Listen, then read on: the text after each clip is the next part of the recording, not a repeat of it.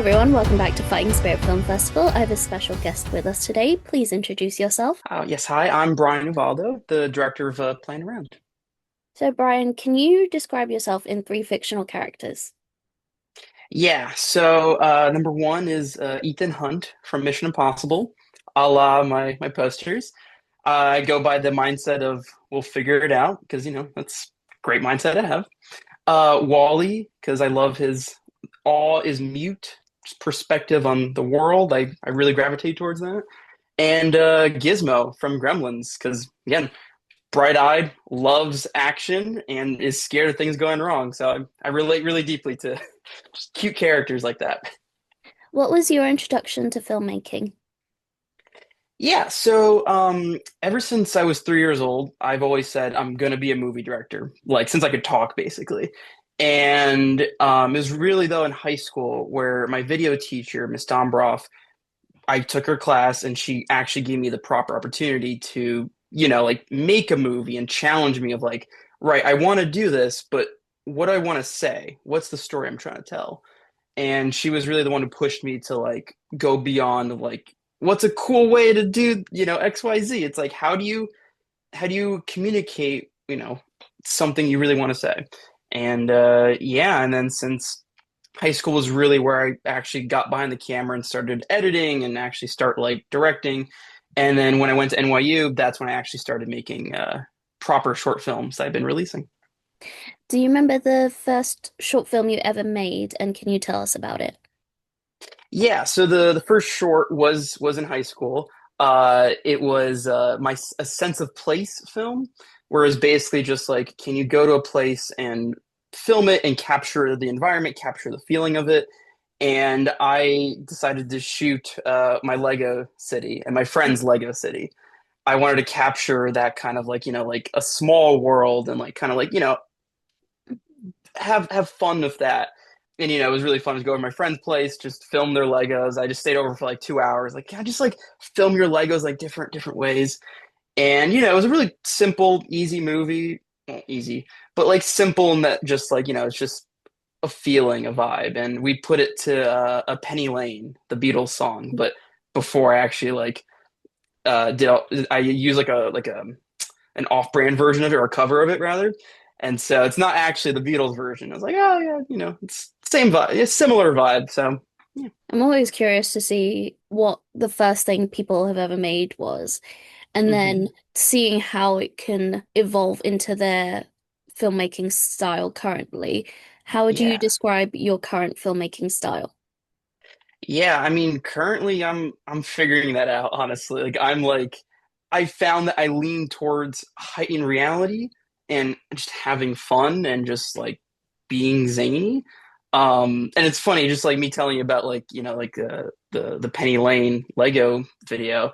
Um, it kind of got me thinking of like, oh right, like I am kind of like trying to like see our world in like a fun, colorful way, but also, just like trying to heighten it in a certain way.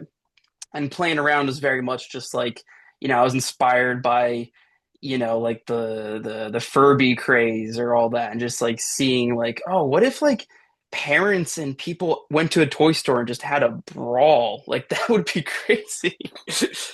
That has definitely happened with Labubus. And that, yeah, it was very Yeah, timely. I have heard stories where people have like there was an escalator and the Hmm. repairmen were fixing it, so they removed all the steps from it. And Right. somebody had tried to jump over it while the repairman was still there, and obviously it's dangerous. And I was like, Right. you were willing to risk your life for this one toy, which might not be popular soon. That yeah, and that's what I. It's funny because it's like I the movie Playing Around came out during like the Labubu craze, and when we screened it here in LA, I was like, huh, that's kind of funny. That was perfectly timed, completely coincidental, but like, oh, I guess I did kind of hit the nail on the head of like, yeah, people will go crazy over the last toy, the toy they really want. I've seen the queues outside of Pop Mart, and I've Yeah. seen queues for Jellycat, which are so Mm, long. And I'm like, if you just go towards closing time, you have Uh, a better chance of having a very short queue, which I don't think yeah. people realize. Yeah, no, exactly. They're just like, no, we gotta be first, and then it's going to sell out because there's too much demand. But alas, When I watched your short film, it reminded me of Jingle All the Way. What were your inspirations for playing around? I know you said Furbies. yes, yes. So it's funny because everyone mentions Jingle All the Way. It's a movie I haven't seen, but like I was very aware of it. I was like, all right, I know this is like the very much the same premise. My writer Sebastian, I think, watched it, and he was like, it's like Jingle All the Way, right? And I'm like, yeah, but like don't fully lean into it because I haven't seen it, but just like do your own thing. Um, I was so it was like a very fun, just like oh, it's like that movie. I'm like, yeah, I'll watch it eventually. But the biggest inspirations for playing around, like I said, like the Furby craze, these things called the Cabbage Patch riots, which Mhm. was really similar, just like families going crazy over this like the Cabbage Patch doll. And I was just so interested in just like the reality of these toy crazes. And I love action movies and action comedy, and I was really inspired by Kung Fu Panda 2. That was a big inspiration for this movie. Looney Tunes, just that physical comedy and physical gags. Barry, which is like the live action Looney Tunes esque thing. Specifically, like the Ronnie and Lily episode, where it's just a little demon girl just chasing these guys around. And in my movie, we have a little girl that's we named her Lily after after the character in Barry because it was just like that's so funny. What if we could do it at our level? What was the writing process for you and your co-writers, Ian Dugan and Sebastian Hunt?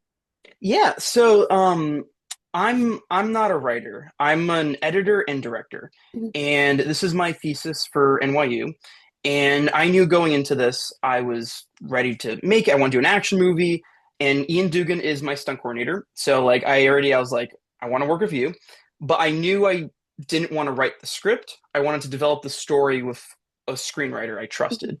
And so Sebastian I'd met early 2024, I think.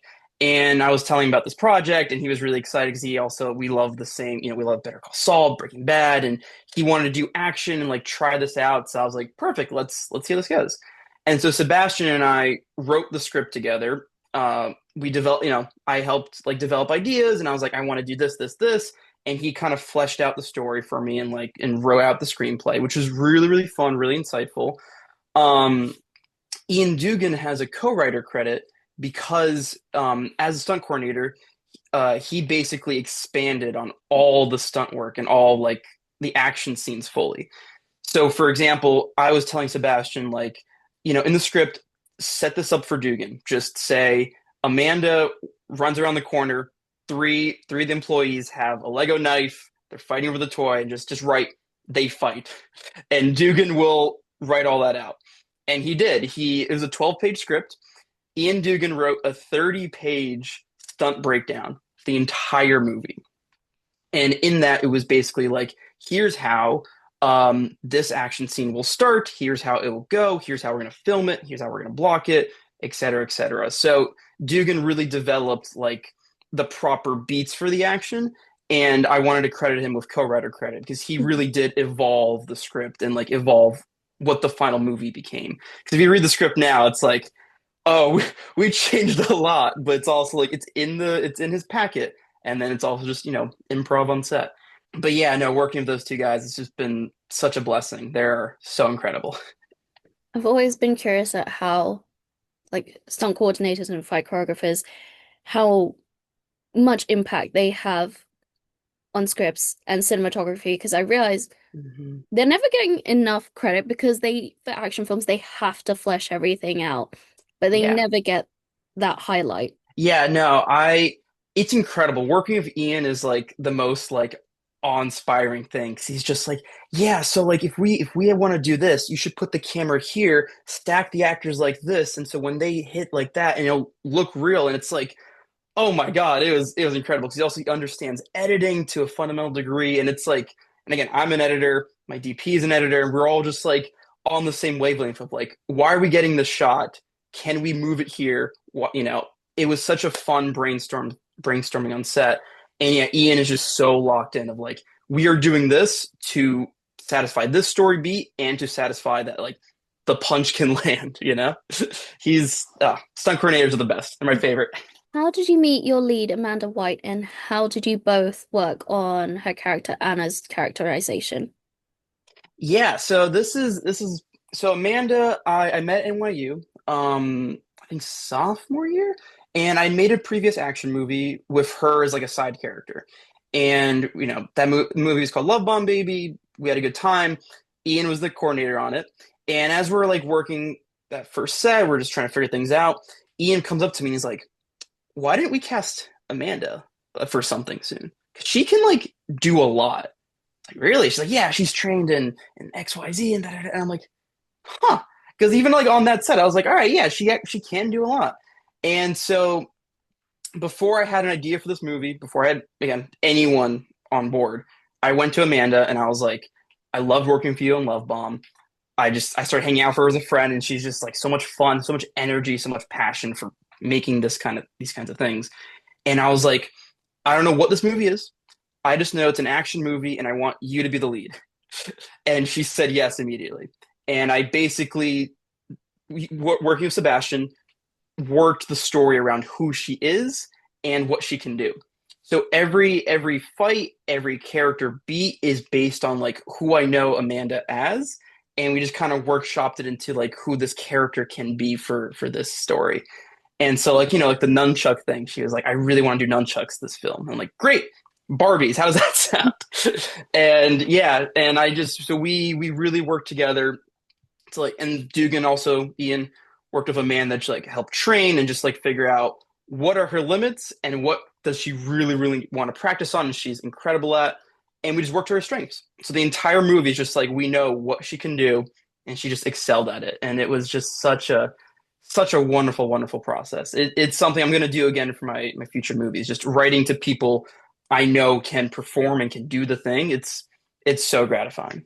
And it's just to see people in their element using all their skills and just being able to highlight it and be like, look Exactly. what this person's able to do. Yeah, yeah, no, and Amanda, she's truly like one of the most exceptional actresses I've ever worked with. Like I'm just so blown away by her all the time. And every day on set, we filmed for 5 days, and she was just like, I was like, "Are you good? Are you tired? Do you need a rest?" She's like, "I'm ready to go." She's always just A game. She's ready. Such great spirit and energy, and I think it really comes across in the final film. She is just an incredible person. How were the toys chosen for the fight sequences? Yeah, so that was it was a combination between me, Ian, Sebastian. Um so Ian came up with the xylophone. The xylophone was his idea. He came up to me and he was like, I was thinking about the toy store. What if you hit someone, ding, you hit someone else, ding, uppercut, ding, ding. And I remember hearing that pitch and I'm like, Ian, that's incredible. I hope you know I'm stealing that. I'm going to pitch the movie like this to everyone because it's so good. And so Ian came up with the xylophone. Sebastian wanted to do Barbies. I wanted to do Legos. Um, and we just kind of worked with what we could find that was cheap and replaceable, but also like safe to work with. Um, so like like the xylophone, it was like that was like I think the one of the more dangerous ones because like it's all metal, but like we are able to kind of like cushion it, and it was no one's actually getting hit by it, which was like great. Um, Funny enough, the Barbie nunchucks were the most dangerous weapon on set because they were like like $2 Barbies. Like we found like oh yes, this is gonna be great, and then we get to set and it's like all right, how do we actually tie these together and how do we make them like nunchuck safe? And so we hot glue the hair. We're like, all right, this should be fine. And Amanda's doing her thing. She's swinging around and then she catches it. And because it's like a $2 Barbie, the leg just flies off. So she's just swinging it and like the leg or the shoe is just flying across the store. And we're like, oh my God. I was like, we accounted for so much, but then it's like, nope, it's the Barbie leg that we could not control. It was so funny. Um, but thankfully, we kept it at the front of the store. No one was hurt. It was just like a weird, like, oh my God, watch out for the leg. How did you find the location to film in? Yeah, so that location is called the Toy Box. It's in my hometown, Mamaroneck in New York. Early on, my producer and I, Mason Kidd, my producer, we were scouting toy stores. We were like, where are we gonna film that's like big enough? We considered building it, and they were like, we're students, we can't afford that. So we went looking for things. Went to my hometown because it was a train ride away from our school, and we were walking down like one of the main blocks, and we found like the toy box, and it's a locally owned toy store right down the street from my old high school. And we walked in, I was like, oh my god, there's so much space. There's like literally 10 aisles. Like, we this is perfect. Like, everything about it was incredible. And we talked with the owners, and they were like, yeah, that's cool. Like, we're down. Like, really, we're gonna like have like a lot of people here. We have to like shut down the store and like take over. And like, yeah, that's all right. And so, we paid them to close the store, and they were so accommodating. They were so helpful. And yeah, they gave us full reign, 5 days. We had 30 members of our crew in there, and just we took over the store. We had our own toys, we had their toys. It was crazy, but they were so flexible. They were so willing to just support us. And then yeah, we put everything back exactly as it was, and they're like, "Great, come back whenever you want." Ari Eisenberg did the cinematography for Playing Around. How did you collaborate together to work on achieving the look of the film? Yeah, so I mean, Ari's one of my favorite people. Also, met him at NYU. This was his first action movie as well. Um, it's funny, it's a lot of the crew on this. It was like their first action movie, but we had worked together before. So it's just a lot of just like, I know you, I trust your ability, and I want to see what this can lead to. And so, if Ari, I love his style, love his visual look of his work. And I was like, I want to challenge you. And like, he wanted to work with me, I want to work with him. And I was like, do you want to do like an action movie? I know you've never done this before, but like, you want to just go crazy, have fun? And he was really, really interested in it. And so yeah, and I called him up, and I'm like, we're shooting these days. What do you think? And he was down. So we just kind of collaborated together. Um, because it was, again, so Ian was also part of the conversations of like, here's where we should put the camera. He said we should block things. Um, One of the camera operators, my friend Chris St. Lawrence, I brought him on board to work with Ari because I wanted each sequence to feel like its own thing. And so Ari was able to really just like pinpoint like um like his style, how to shoot action, and how he's learning to shoot action. And Chris has a very music sensibilities. And so I liked how he like bounces around, for how he shoots. So I worked with Ari to like tell Chris, like, can he shoot this sequence a bit more bouncy and flowy, and then Ari, you shoot this sequence a bit more rigid, and like, we had the Dutch angle sequence. And so there's a lot of collaboration between different departments, and just like figuring out, how do we do this? How do we like make sure, it's also like an easy rig. Ari's wearing it for like first half of the day, gives it to Chris wearing it second half of the day. How do we balance that out? Because yeah, it's a lot of movement, a lot of just like control, and a lot of things happening. And we're shooting a lot. So yeah, it was so much fun. I blocked the entire movie with Legos. So I built like a Lego diorama of the toy store, and I was Do you have basically like, pictures? what is it? Do you have pictures? I do, yes. Would Yeah, you be I can able send to send this. them to me? Because I'm very curious. Absolutely. Yeah, that's actually, it's part of my when I was asking for donations for the film, I had like, here's the Lego diorama, here's how we're gonna do it. So yes, I'll send it over. Thank you. Um I planned out the entire movie with the diorama because I'm a very visual person, and I told this to Ari. I was like, I need to see where the characters are gonna be, for like what's the best place for the camera. And so using that, I was able to storyboard and shot list and just kind of like break everything down. And yeah, and then we're able to just shoot from there. What was the best part of making Playing Around, and what was the most challenging part? Yeah, I mean, this was making Plan Around was one of my favorite experiences. It was my thesis for NYU.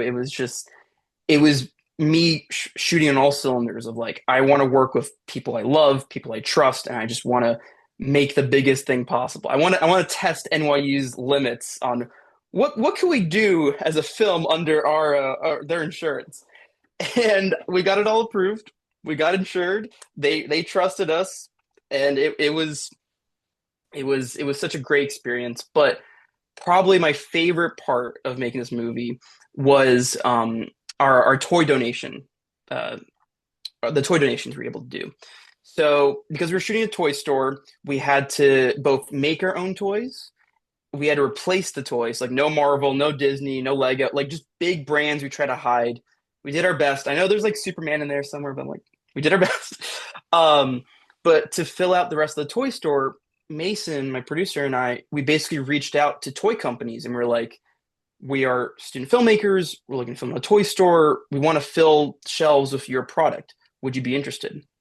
And so we got six toy companies to send us hundreds of toys. So we got a bunch of stuffed animals, light up bricks, puzzles, you name it. We had a version of it. And after we wrapped, we took all those toys and we donated them to children's hospitals in New York. So we donated them to there's a place in Brooklyn and another one in Harlem. And Amanda and I we went out to each one and gave the toys, and it was a highlight of just like not only Being able were, to give were we back. able to give back exactly like to make something and then just be able to just give it back, give back. It was so beautiful. That definitely stuck with me. That was just like the highlight of everything, of like, my God, you can have fun and make a difference and make everyone happy. And it just, yeah, it was beautiful. Yeah, the most challenging, I'd say, and this is something I'm still learning, still figuring out, is telling the right story, right? I feel like I'm always in endless pursuit of how do I get what's in my head translated so that Sebastian can understand it, or Ian can understand it. Like, how do I verbalize my feelings, my thoughts, ooh, what if we do? Like, I should be able to just say, turn the camera. I'm working on just like figuring that out, figuring out again what that story is I want to tell and why I want to tell it. I feel like it's an endless pursuit of figuring that out. What was your editing process like? Yeah, so I was also the editor for the movie. I had a wonderful post team. My post supervisor Heather, she supervised all of this and like made sure. Like I was like, I want to finish this movie in the span of 1 year. I'm going to graduate from NYU. I want to move out to LA. Like I want to finish this before I move on with my life. So she kept me on track. She scheduled all the sound. She created the schedule, made sure music was done on time and everything. I was the editor. I had a great assistant, Pedro Rojas. He was actually on set and he assembled scenes while shooting. So there was one sequence which it was the lead up to the xylophone scene. So it's like Anna versus Michael. I was very scared of that scene because I didn't know exactly how we were going to do it. And I asked Pedro, I was like, can you prioritize cutting this together? Does it work? Do we need to shoot anything more? I just need to see it. That was like the only one I was like, I don't know how this is going to turn out. And so Pedro took the footage. I was out shooting another scene. Come back during lunch. He's like, I have something to show you. I'm like, great. Minute rough version of the scene. But I was like, all right, it's all there. It plays. Perfect. And so Pedro is a great help. He was also the one who assembled the entire movie first. Um, there's always there's a great piece of advice that directors shouldn't edit their films, and I agree. But it's because that advice comes from wanting to separate what the movie's going to be and your experience as a director shooting it, right? And like getting attached to things. And so my solution to that is because I'm also an editor at my, deep down. Like I love to edit and I love to do this. And so my solution was I had Pedro assemble the whole movie. I finished, wrapped, gave him the hard drive. I was like, you figure it out, do what you will with the takes, and then I'll step away from it for about a week while he works on it. He gave it back to me, 20-minute cut, and I was able to look at it as not as yes as my movie, but as something I could improve on. Be like, oh, he chose XYZ, but I know I wanted to do ZYB, right? And just like go in and have more of a motivation to change things and like fit it to how I wanted it versus like struggling to start editing or like, oh, like I gotta do this. And so that was really, really helpful. Just take that distance, come right back in, and I edited it in 2 months. It was a very, very fast turnaround. Because again, I wanted to finish it for sound and music because I needed them to have 2 months before I moved to LA. So yeah, no, I finished. I picture locked 2 months later, and then yeah, it was really fun working with sound and music. My composers, Josh and Danny, incredible, incredible performers. Oh my God, they created 13 music cues for the movie, and it's so they're all so good. What was your reaction to seeing the final version? Yeah, yeah. This I'm gonna flash back to like the last screening I had of it because it's like the most recent thing I can remember. We screened at the LA Film Festival here in LA, the Sherman Oaks Film Festival, and we played it at like this independent cinema with surround sound, DCP, and it was the best version of the movie I'd seen and heard like the entire. And I was like, oh my God, it sounded great. Like it was mixed for, for 5:1. It was playing correctly. The music sounded incredible. The laughs were playing.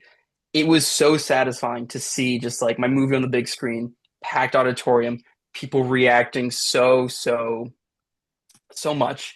And yeah, I felt so proud of what I'd created with everyone. Like what we have created, what we put together. It's like, oh, I'm eternally grateful to every one of my crew members. What was the best feedback you received for playing around? Yeah, so this was something I remember. This is for my professor, Ian. He different Ian than the Mm. stunt coordinator, my professor. When I was developing the movie, I had bigger ideas, if you can imagine that.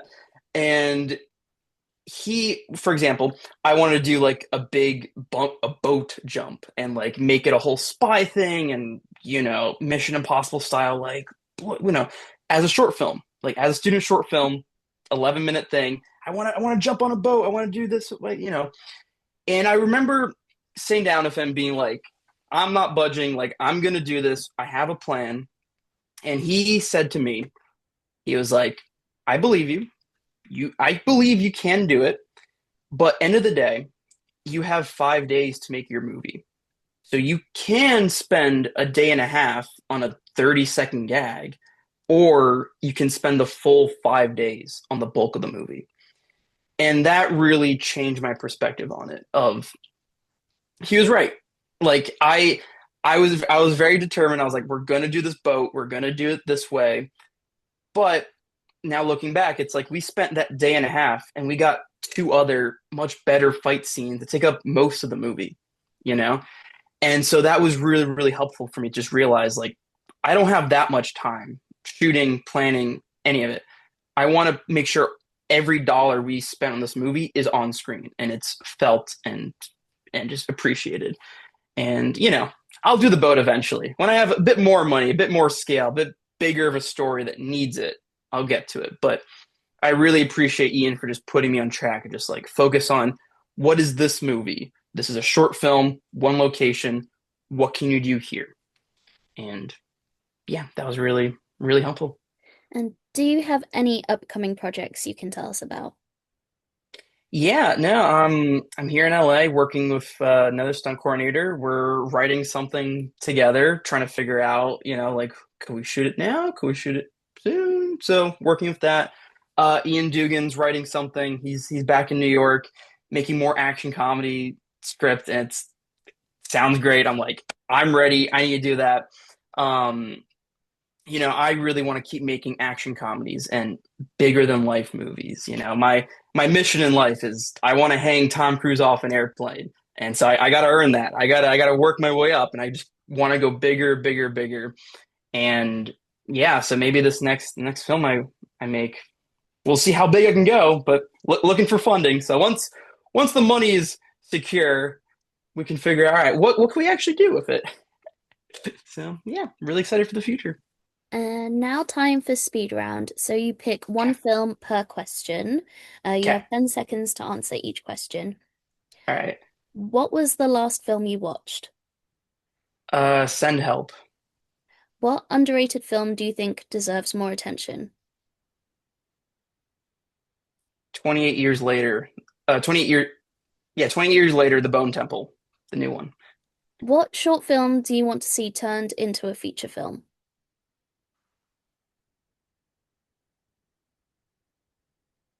Um, Honestly, probably my buddy Sebastian's movie, his Pizza Man short film. That was really fun. I can see that as a feature.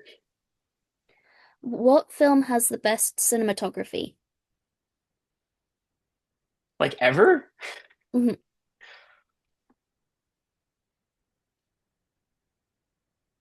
Ooh, that's really hard. I mean,